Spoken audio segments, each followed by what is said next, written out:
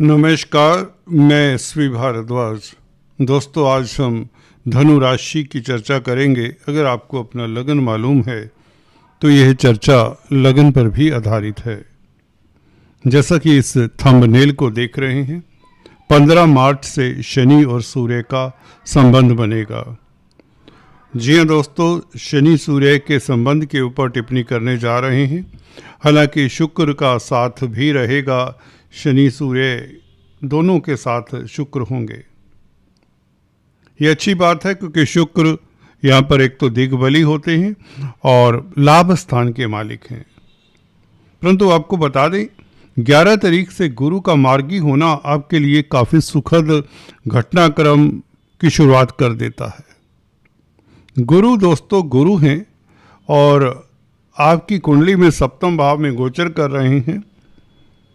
मैं अक्सर बताता आया हूँ, धनु राशि के लिए गुरु सप्तम भाव में बैठकर आपकी प्रतिष्ठा बढ़ाने वाले हैं। कैरियर में कोई ना कोई आपको सुखद समाचार मिल सकता है। धन की स्थिति बेहतर होती, यात्राओं के योग बनते हैं। मार्केटिंग के व्यक्तियों के लिए समय शुभ रहता है। तृतीय भाव के ऊपर गुरु का प्रभाव कम्युनिकेशन के क्षेत्र में है। जर्नलिस्ट हैं, कुछ लिखते हैं, कुछ क्रिएट करते हैं, या किसी तरह की कोई स्टडीज़ करना चाहते हैं, कोई कोर्स करना चाहते हैं, कुछ सीखना चाहते हैं, कोई ट्रेनिंग लेना चाहते हैं, तो गुरु आपके सहायक होंगे क्योंकि शिक्षा के कारक भी हैं। लगन के ऊपर प्रभाव आपकी पर्सनैलिटी में एक निखार सा आता है। कॉन्फिडेंस आपका सलामत रहता है। आप दार्शनिक से हो जाते हैं, विजनरी हो जाते हैं, दूरदृष्टा जिसे कहीं हो जाते हैं। अच्छी बात है, विजन आपका क्लियर होता है इस अवधि में। हम बात करने वाले थे सूर्य की। सूर्य गुरु के मित्र हैं, याद रहे। जो ग्रह मित्र क्षेत्री हो वह अच्छा ही फल देता है। खासकर लगन के लिए, राशि के लिए कौन से ग्रह मित्र क्षेत्री हैं, ये बहुत महत्वपूर्ण हो जाता है।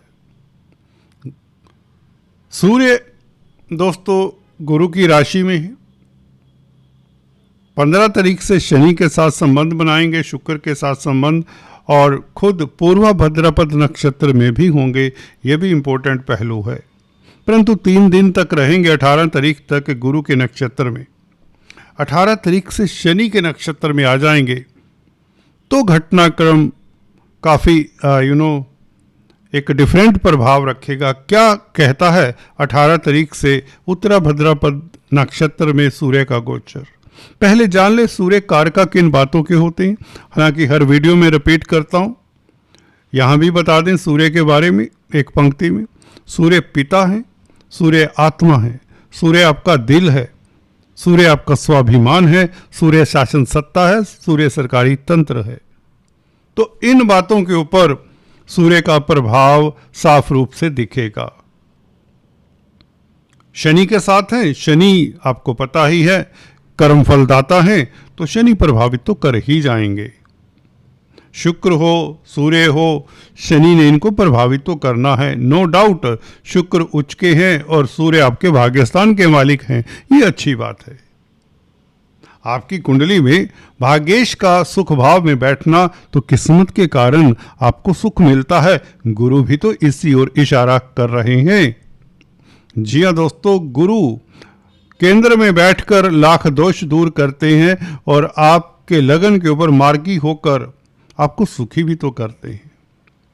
तो यही सूर्य ने करना है। सूर्य सुख को तो बढ़ाने वाला होगा। भले शनि के नक्षत्र में 18 तारीख से हो जाए। शनि द्वितीय भाव के मालिक हैं, तृतीयेश भी हैं। तो द्वितीयेश और तृतीयेश होने के नाते शनि क्या प्रभावित करेंगे आपके सूर्य को? कैसा प्रभाव डालेंगे सूर्य के ऊपर? भाग्यस्थान का मालिक है, किस्मत का मालिक है आखिरकार। दोस्तों, इस अवधि में फैमिली रिलेटेड मैटर्स उभर कर आएंगे। ध्यान आपको यह देना होगा कि मतभेद ना हो, धन को लेकर मतभेद ना हो फैमिली में, कुटुंब में, दोस्त मित्रों के साथ, भाई बहनों के साथ पैसे को लेकर, पैसे के आदान प्रदान को लेकर मतभेद ना हो। क्योंकि शनि धन भाव के मालिक हैं, सूर्य भाग्यस्थान के मालिक हैं। किस्मत में धन आने की योग बनती, ये बात दूसरी है। वो कहाँ से आ सकता है? मार्केटिंग से आ सकता है, आपके कैरियर से आ सकता है, क्योंकि तीनों ग्रहों का प्रभाव कैरियर के भाव के ऊपर है। गौर करिए, शनि शुक्र सूर्य की सप्तम दृष्टि 10th हाउस के ऊपर है। कैरियर रिलेटेड मैटर्स उभर कर आएंगे, जिसमें कहीं ना कहीं भाग्य आपके साथ खड़ा हुआ दिखेगा। भाग्य, किस्मत का देवता आपके पक्ष में खड़ा होगा, तो कैरियर में लाभ होगा और कैरियर से धन आएगा। भले डोमेस्टिक लाइफ को लेकर या पारिवारिक स्थितियों को लेकर आपका खर्चा हो, या धन को लेकर हस्बैंड वाइफ के भी कई बार होते हैं ना, वैचारिक मतभेद हो जाते हैं। भी यहाँ पर हम इन्वेस्ट करते हैं, नहीं करते हैं, ये परचेज करें या ना करें, है ना। बच्चे की एडमिशन यहाँ पर करवाएं ना करवाएं, बहुत महंगा है ये कॉलेज या एटसेट्रा। वो मतभेद घर परिवार में स्वाभाविक हैं। That can be possible. जब परिवार की बात करते हैं, परिवार का मालिक है शनि, धन का मालिक है शनि, सूर्य के साथ कहीं ना कहीं दिक्कत देगा। यहाँ पर स्वाभिमान आपका इंटैक्ट रहेगा, क्योंकि सूर्य बली है। बली क्यों है? क्योंकि मित्र क्षेत्री है। अगर यहाँ पर सूर्य मित्र क्षेत्री ना होता, ज्योतिष सीखने वाले, सुनने वाले जातकों ये ध्यान रखिए, दर्शकों ये ध्यान रखिए, सूर्य यहाँ पर बहुत अच्छा नहीं होता। अगर ये शत्रु क्षेत्री हो, यहाँ पर मित्र क्षेत्री हो तो उतना ही अच्छा होता, क्योंकि याद रखें कालपुरुष की कुंडली में यहाँ पर कर्क राशि आती है। हालांकि कर्क राशि जलीय राशि है, सूर्य अग्नि तत्व प्रधान ग्रह है, इसलिए मैंने बताया कि यहाँ पर सूर्य बहुत अच्छा फल नहीं देते, परंतु आपकी कुंडली में भाग्यस्थान का मालिक है, मित्र क्षेत्री भी हो जाता है, तो आपकी कुंडली में यह पब्लिक डीलिंग से लाभ करवाया करता है। अपनी कुंडली खोलकर देख लें जरा। जिनका सूर्य 4th हाउस में होता है, पब्लिक से उन्हें धन मिला करता है। स्पीच से धन मिलने के अब योग बन रहे हैं। शनि स्पीच का भी मालिक है, नो डाउट अभी कमजोर है, अस्त है, पर फिर भी शनि तो शनि है। इन बातों का बड़े ग्रहों के ऊपर बहुत ज्यादा प्रभाव नहीं पड़ता कि अस्त हो गया, ये हो गया। पड़ता है तो 10-20% कह लें। तो शनि स्पीच से भी धन देगा। सरकारी तंत्र में अगर कामकाज करते हैं, कोई किसी पार्टी के, पॉलिटिकल पार्टी के वक्ता प्रवक्ता हैं, तो आपको धन मिलेगा। राजनीति से जुड़े हुए तो धन मिलेगा। नौकरी अगर सरकार में करते तो इंक्रीमेंट के योग बनते हैं। भाग्यस्थान का मालिक है, सुख भाव में बैठा है, शुक्र उच्च के हैं, लाभेश हैं। भूलना नहीं है, शुक्र का साथ काम तो करेगा, बल्कि वो ज्यादा काम कर जाएगा। सूर्य और शुक्र का संबंध ज्यादा लाभदायक हो जाएगा। शनि डिले करते हैं। शनि इंक्रीमेंट अगर आपका लगना उसमें डिले हो सकता है। शनि आपके दिमाग में कौतूहल सा डालते हैं, शनि संशय में डालते हैं, शनि विलंब करते हैं, रेस्ट्रिक्शंस के कारक हैं। घर परिवार डोमेस्टिक लाइफ में हल्का फुल्का उथल पुथल हो सकता है। जिनके पहले से ही वैचारिक मतभेद चले आते हैं, they have to be watchful. उन्हें शनि के दान करते रहना चाहिए। तो शुक्र आपकी पत्नी भी है। पुरुषों की कुंडली की खासकर बात करें, पत्नी के स्वास्थ्य के ऊपर ध्यान दें। हल्का फुल्का, कोई बहुत ज्यादा लंबी चौड़ी बात नहीं है यहाँ पर फिर भी you have to be watchful about your wife's health. ठीक है। इसके अलावा सूर्य दोस्तों रेवती नक्षत्र में भी होगा अगले महीने से, शुरुआत में 31 मार्च से। 31 मार्च से बुध के नक्षत्र में, बुध तो तृतीय भाव में, तो ये बहुत अच्छा योग है। बुध क्योंकि आपके कैरियर का मालिक है, सूर्य कैरियर के भाव को देखता है, 10th हाउस को देखता है।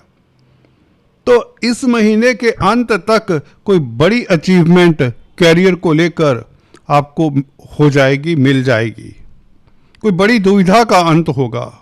मार्केटिंग के व्यक्तियों के लिए, कम्युनिकेशन के क्षेत्र में है, कमीशन का कामकाज करते हैं, कोई बौद्धिक कार्य करते हैं, साइंटिस्ट हैं, रिसर्चर्स हैं, चार्टर्ड अकाउंटेंट हैं, इंजीनियर हैं, डॉक्टर हैं, या कोई भी टेक्निकल कार्य करते हैं, क्योंकि मंगल भी बुध के साथ हैं। सूर्य का और सरकारी क्षेत्र से अगर कोई संबंध है तो बहुत अच्छा। और बुध जो हैं सप्तम भाव के भी मालिक हैं। सूर्य प्रभावित रहेंगे बुध से, और बुध सप्तमेश होकर तृतीय भाव में है। पार्टनरशिप से लाभ होता है। भागीदारी में कामकाज करने वालों के लिए बहुत अच्छा कोई व्यापारिक डील आपकी सिरे चढ़ती हुई नजर आती है। तो ढैया वगैरह इस अवधि में कोई जोश नहीं मारने वाला। वैसे भी गुरु मार्गी होकर ढैये के प्रभाव को नगण्य कर देते हैं। इसी तरह जिनकी साढ़े साथी चला करती है जिन राशियों की, उनके लिए भी गुरु बेहतर हो जाते हैं। साढ़े साथी कोई नुकसान नहीं देने वाली इस अवधि में। ना ढैया आपको नुकसान देने वाला है, किसी तरह से नेगेटिव फल नहीं होगा, बल्कि आप जोश में रहेंगे। पॉजिटिविटी नजर आएगी आपको। मन के स्थान के ऊपर भाग्य स्थान का मालिक मित्र क्षेत्रीय सूर्य हो, उच्च के शुक्र के साथ हो, तो भौतिक पदार्थों की प्राप्त होती है। भाग्य के कारण, किस्मत के कारण व्यापार चलता है, क्योंकि बुध के नक्षत्र में होगा, रेवती नक्षत्र में 31 मार्च से। कमीशन का कामकाज करने वालों के लिए समय उत्तम रहेगा। ट्रेडिंग करते हैं, जो स्पेकुलेशन का कामकाज करते हैं, शेयर मार्केट में जिनके पैसे फंसे हुए हैं, किसी कारण से नुकसान हो गया, उसकी भरपाई 31 मार्च से कर सकते हैं। तो सूर्य दोस्तों आपका स्वाभिमान भी है। स्वाभिमान को कहीं ठेस ना लगे तो किसी के साथ आर्ग्यूमेंट ना करें, विचार करके बात करें। जो भी करें, जो भी इस अवधि में, क्योंकि अभी बुध अस्त चले आ रहे हैं, तो आपको कोई कॉन्ट्रैक्ट साइन नहीं करना चाहिए 31 मार्च तक, जब तक सूर्य बुध के नक्षत्र में नहीं आते। अगले महीने कहीं तो आप कॉन्ट्रैक्ट साइन कर सकते हैं। मंगल भी क्योंकि निकल आएंगे, 2 अप्रैल से आगे आ जाएंगे, तो बुध को रिलीफ होगा, क्योंकि बुध वैसे भी राहु के साथ हैं। मंगल बुध योग और राहु और बुध योग, बुध का योग भी जड़ योग होता है। तो यहाँ पर डिसीजन बड़ा लेना है तो 2 अप्रैल से पहले मेरे हिसाब से व्यापार को लेकर, परिवार को लेकर, कैरियर को लेकर, तो ये डिसीजन आपको 2 अप्रैल के पश्चात लें। कोई बड़ा परिवर्तन करने की कोशिश ना करें। 2 अप्रैल तक रुकें, सोचें। हालांकि गुरु अच्छे हैं, चिंता की बात नहीं है। You are not going to take any haste decision, जिसकी संभावनाएं बनी हुई थी जब तक गुरु वक्री थे। अब दोस्तों मित्रों का साथ, गुरुजनों का साथ मिलेगा। आप अच्छे काउंसलर, कंसल्टेंट और टीचर साबित होते हैं। आपकी प्रतिष्ठा बढ़ने वाली है। 100 बात की एक बात, आप चर्चा का विषय रहेंगे और आपके प्रतिद्वंदी आपके समक्ष अल्टीमेटली नतमस्तक होंगे। This is going to happen, this will happen. So relax, enjoy. इस तरह का पीरियड कभी कभार आता है दोस्तों। गुरु जैसा ग्रह सप्तम भाव में बैठा हो तो लव लाइफ आपका बेहतर। अपने दाम्पत्य जीवन को एंजॉय करिए ना। अगर आप न्यूली वेडिड कपल हैं, यादगार पल देने वाला है। प्रीतम प्रेयसी के साथ आपका बहुत अच्छा समय बीतेगा, क्योंकि सूर्य भाग्य स्थान का मालिक शुक्र के साथ संबंध बनाया है। शुक्र क्या है? आपका प्यार मोहब्बत है। आपकी जिंदगी में रस भरने वाला है। किस्मत आपको जिंदगी के तरन्नुम वो पल देने वाली है जिसके लिए देवता भी इस धरती पर आना चाहते हैं।